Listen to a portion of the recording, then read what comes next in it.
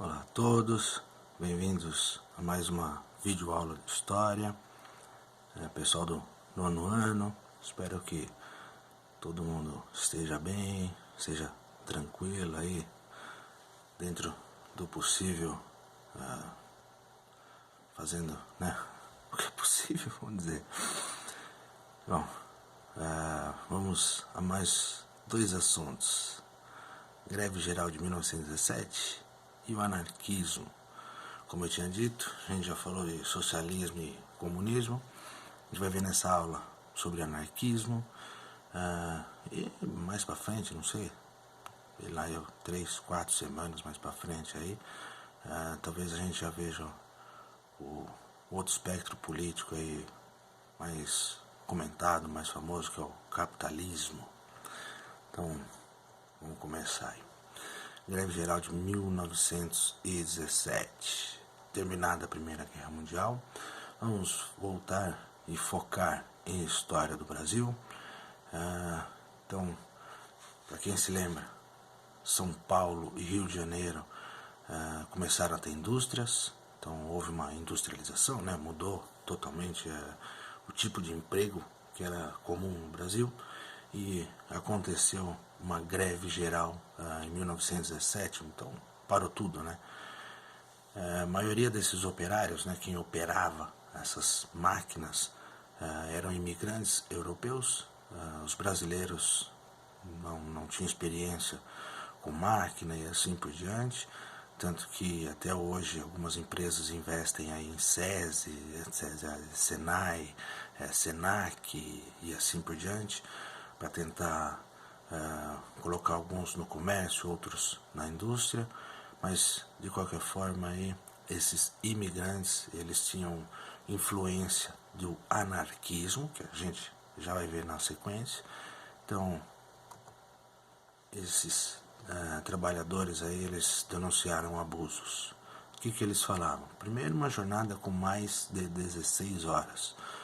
Pensa, se o cara trabalha 18 ou 20 horas por dia, ele tem 4 horas para se alimentar, dormir, ir para casa, voltar e assim por diante. Então é quase escravidão. O salário era baixo, então o salário era mínimo. A ausência de lei trabalhista, eles reclamavam que o trabalhador não tinha direito a nada, só tinha deveres. O trabalho de menores era comum, crianças de 6, 7 anos já trabalhando como adulto, sem diferença nenhuma. E as mulheres ganhando metade do salário. Se a gente for pensar no Brasil de hoje, tem um monte de gente trabalhando aí 16 horas por dia, que são os 2 turnos, ganhando chamado salário mínimo, sem direito trabalhista nenhum, criança trabalhando, indústria até menos, mas no campo ainda é muito grande, até no comércio às vezes, e a mulher ganhando metade do salário. Então eles lutaram, acabaram ganhando alguns direitos, mas esses direitos com o tempo, não sei se deixa pra às vezes a gente falar umas coisas, eu não sei se hoje em dia é o ideal. Então surgem outras forças políticas ligadas a esses operários, outros trabalhadores começam não só a falar de anarquismo, começam a falar de comunismo. A gente já falou de socialismo e comunismo.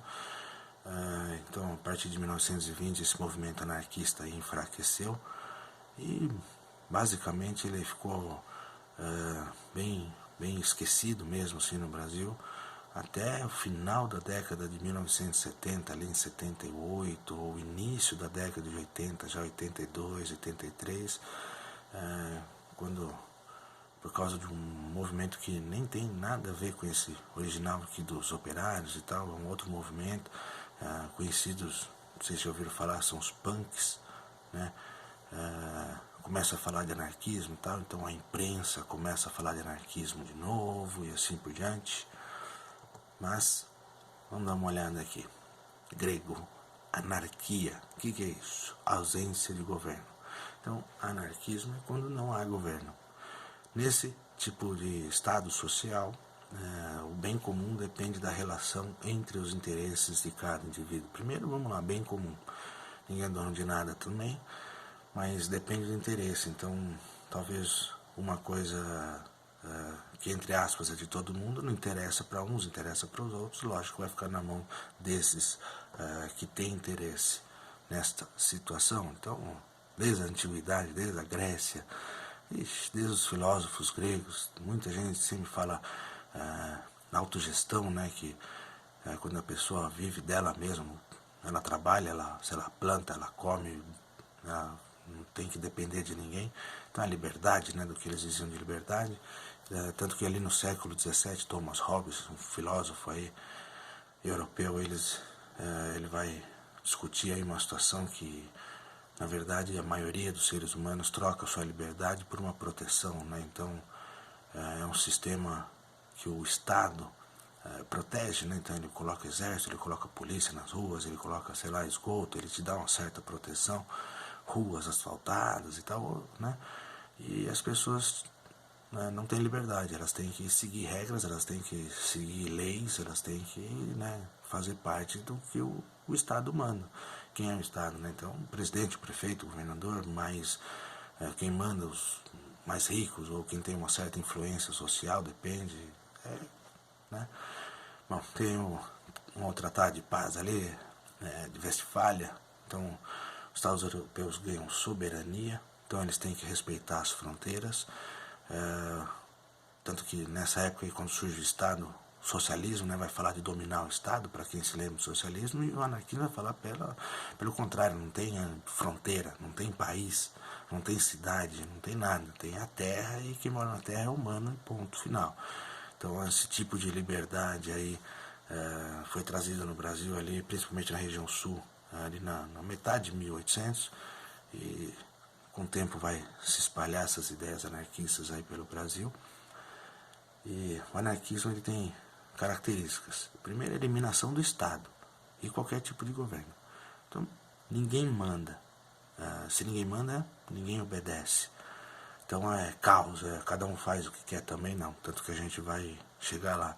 Para você chegar num lugar onde ninguém precisa mandar, as pessoas não precisam também obedecer, obviamente isso tem que ter um nível de educação, de cultura tal, bem grande, assim, né? Não, imagina você chegar e falar, faz o que quer, né? E a pessoa fazer tudo certinho porque ela não pode complicar a vida do próximo e assim por diante. Então, é contra o autoritarismo, não tem, como já disse, quem manda, formação de classe, então não tem rico, não tem pobre, não tem nada. Não tem propriedade privada, nem é dono de nada, você não é dono da casa, não é dono de uma caneta, você não é dono do celular, você não é dono de nada. E, obviamente, precisa de uma ação social em conjunto, né? Todo mundo fazendo um sistema aí de coordenação, de cooperação muito grande. Só alguns conceitos aí de alguns pensadores anarquistas. O primeiro é Godwin, né, em inglês, influenciado ali pela Revolução Francesa. Quem se lembra disso é assunto de 8º ano. Ele bate muito forte, bate muito de frente com a questão da religião. Então tem um lema anarquista. Então o anarquismo, quando ele fala que ninguém manda, ninguém mesmo, não tem Deus, não tem padre, não tem pastor, não tem religião nenhuma, então é ateísmo puro, tanto que vamos chegar lá. A frase, o lema dos anarquistas, né, o mundo só será livre quando o último rei for enforcado nas tripas do último padre. Por incrível que pareça, essa frase é de um padre, né? Ele não pensava dessa forma, ele pensava de uma outra forma quando ele criou essa frase, mas os anarquistas pegam essa frase do padre e tornam, né, um lema do ateísmo, né, principalmente o ateísmo moderno. Esse cara aí, o Godwin, foi muito influenciado pelo iluminismo também. Para quem se lembra aí também do 8º ano, se casou com uma moça, mas teve uma filha, Mary Godwin, que quando se casou com o poeta Shelley, virou a Mary Shelley e acabou se tornando escritora aí de um livro aí bastante famoso, que depois virou filme e tal, Frankenstein. Mas para Godwin, todo governo é o mal. Então, não interessa quem manda. Se tem alguém que manda, é um mal. Essa pessoa não está fazendo nada certo. Então a razão tem seu guia. As pessoas vão fazer as coisas certas porque elas sabem que é o certo e ponto final. Tem a imagem de Godwin e o Proudhon, esse é o francês. Ele tentou, entre aspas, ele e Marx, vocês já estudaram sobre Marx, tentaram fazer ali uma certa união, mas não deu, no final não deu certo, eles romperam, cada um foi para um lado. Proudhon acabou virando deputado, né? Era contra o sistema. Ele era a favor da ação direta, então levante de forma abrupta e radical, ou seja, as pessoas pegam e rompem. Então, tipo, você ouve falar disso, amanhã já não tem mais governo, não tem mais nada, é anarquia e ponto final. Então, ele tentou fundar o Banco do Povo, né, que o governo ia dar dinheiro para as pessoas, entre aspas, emprestar dinheiro para as pessoas praticamente sem juro. Ele era contra a aposentadoria, esmola, gorjeta. Ele falava que todo mundo deveria trabalhar, devia ser coletivo. Quem não tem condição, beleza, mas aí é um caso separado. Então não tem essa que viver de esmola, de gorjeta, de se aposentar. Todo mundo tem que trabalhar. Os anarquistas queriam derrubar todo o sistema político. Não tem prefeito, não tem vereador, não tem governador, não tem presidente, não tem mais nada. Não tem nem país, não tem estado, não tem mais nada. Agora é cada um fazendo, né, de acordo com a sua razão, fazendo o que é certo, porque sabe que é o certo. E Proudhon chamava essas ideias dele de mutualismo, até porque o comunismo, né, era uma ideia de Marx, então ele falava mutualismo, né, mútuo, todo mundo por todo mundo. Obviamente foi preso e assim por diante. Tem aí a imagem de Proudhon. E esse é o Bakunin. Esse russo é considerado o maior entre os anarquistas. Nasceu rico, foi militar, chegou a se aproximar do socialismo, tal, mas depois virou contra o socialismo, contra o comunismo que Marx falava, porque ele falava aquela história, né, que primeiro é capitalista, depois é socialismo e por último é o comunismo. Bakunin já falava não, o capitalismo, o socialismo é o que tiver, rompe com tudo, acaba com tudo, e agora é anarquismo, então tem que ser imediato. O problema é que ele acabou tendo uma influência aí grande de um outro radical russo, e aí teve muito problema porque os anarquistas tomaram um rumo totalmente extremista, cometeram assassinatos, muitos roubos, explodiam bancos, explodiam tudo, só para vocês terem uma ideia, como não era bobagem não. Em menos de 20 anos eles mataram 2 primeiros ministros da Espanha, tipo, vamos dizer, um presidente, mataram o rei da Itália, a imperatriz, né, a mulher que mandava na Áustria, o presidente da França e o presidente dos Estados Unidos, ou seja, não era bobagem, entre aspas, que eles estavam falando, o radicalismo dele. Tanto que esse anarquismo aí radical aí foi influência, né, para muitas situações hoje, tanto que por causa desse, como eles andavam em bando, eles foram chamados de bandidos. Muita gente já deve ter ouvido falar essa frase, né, bandido que anda em bando. E lógico, o anarquismo foi chamado de caos, de confusão até hoje.